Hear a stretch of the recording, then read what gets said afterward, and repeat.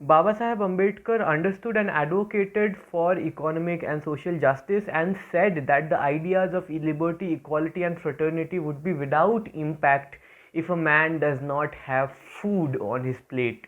A similar hierarchy of needs was given by American psychologist Abraham Maslow, and although this model is riddled with problems and has gone through a lot of criticisms, the basic and inherent idea of the model is very relevant and very clear.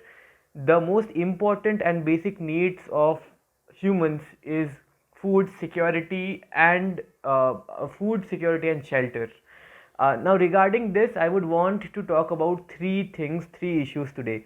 The first issue, the first news for the day is the multidimensional poverty scale that has been devised and used by the Niti Aayog to create a new to register a new report on the poverty index of India. The second news for the day that I would want to talk about is the recent malnutrition figure, the huge malnutrition figure that has been revealed through an RTI reply, which is almost a 90% jump from the last figure, which was taken not even a year back. The third and the final news that I would briefly touch upon is the high and rising rates of suicides amongst the Indian business class, amongst business people. These are the three news for the day. Let's get down to it. My name is Ishan Fosdar and you are watching the Upfront.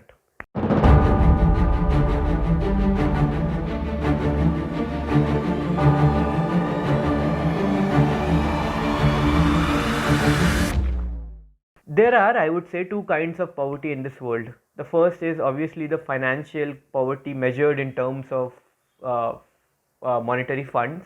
The second is the socio-economic poverty that encompasses a lot of other factors such as nutrition, education, standard of living, etc. Now, when we combine these two factors of these two images of poverty, we get a multi-dimensional image of poverty. And when we combine the scales to measure poverty, these two scales to measure poverty, we get a multi-dimensional scale that measures this multi-dimensional poverty, which is far more comprehensive and rigorous than just measuring the monetary value. This is the kind of scale, this is the multi-dimensional kind of scale that is used by UNDP, United Nations Development Program, and OPHI, the very renowned Oxford Poverty and Human Development Initiative. Now, very interestingly, Niti Aayog came with a similar multidimensional poverty index in the a few months, a few weeks back, and it used this index, used this scale to measure the multidimensional poverty scenario of India. Now, this scale had three dimensions: health, education, and the standard of living, and then these three dimensions were further divided into certain indicators. For example, if I give you an example of health, now the indicators for health were nutrition, prenatal care, and mortality. These three indicators determine the poverty in terms of health of a state, of a family. You will see all the dimensions and all of their indicators on your screen right now. In this survey, Bihar came out as the most poor state, followed by Jharkhand, and the least poor state or the most rich or the richest state in India was Kerala. And please remember that this is not in terms of monetary value, GDP, or any of those numbers. This is a multi-dimensional picture of poverty, and hence it should worry us more. It should worry the government more. Now that we have a multi-dimensional aspect of poverty in India, the government knows where to work on and what to work on, so there's no excuse. And what is remaining now is for the work to be done. Now, if the work is done and if the achhe din comes, depends on the actions of the government. And if there's a new excuse which is found out, then it is also the action of the government, and that is what we should remember. In an RTI reply, the Women and Child Development Ministry revealed that around 33 lakh children, 33 lakh children are malnourished in India, if I would say. And this news shocked the entire country actually. These numbers, the 33 lakh, this number was collected through the Poshan Tracker app, which is a application that collects and collates data from the Anganwadis of the country. Hence, it is it presents us with the facts on the ground, if I were to use the international relations terms. Now, according to the numbers, around 17 lakh children in India are acute severely malnourished and 15 lakh are acute moderately malnourished. Now we have these two categories of malnourishment given by WHO, where severe malnourishment is for a very low weight to height ratio, and of cases in which the upper arm circumference is less than 115 millimeter. Moderate malnourishment is when the upper arm circumference is more than 115 millimeters, but less than 125 millimeters.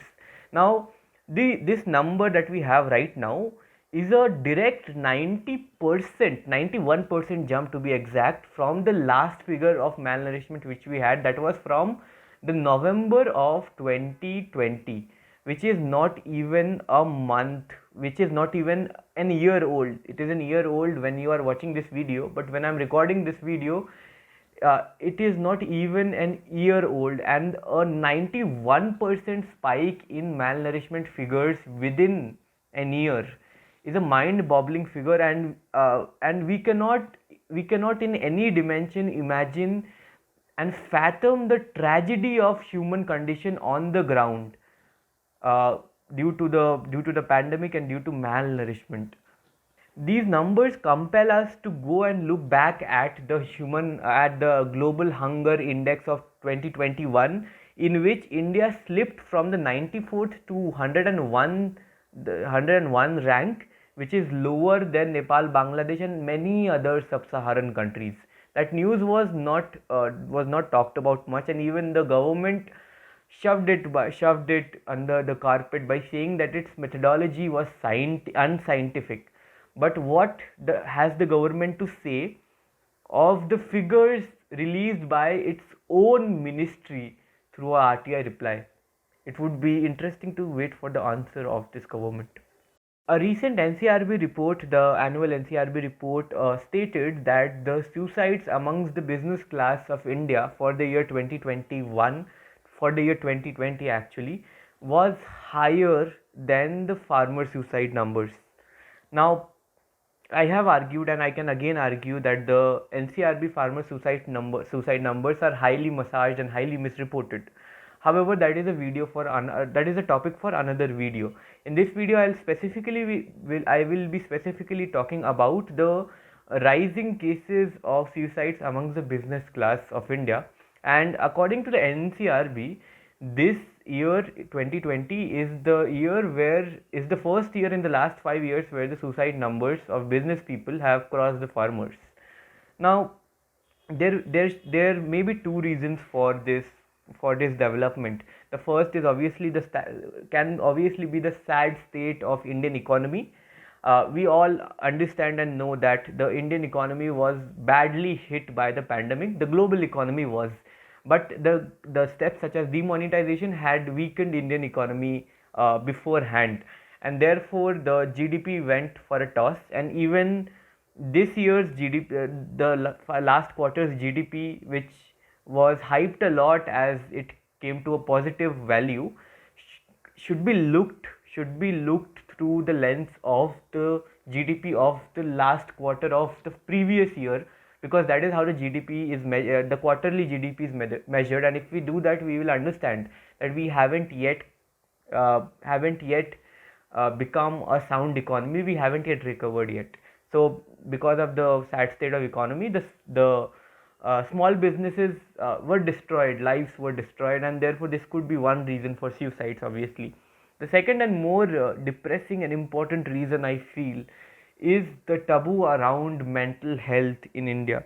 Now, there is a author and a psychiatrist named Anjali Chabadia, who says regarding the suicides in business class that people are still shy to talk about mental health issues, and the suicides in business classes are often shoved down the carpet by stating family issues when they're actually the culmination of stress and mental health disorders.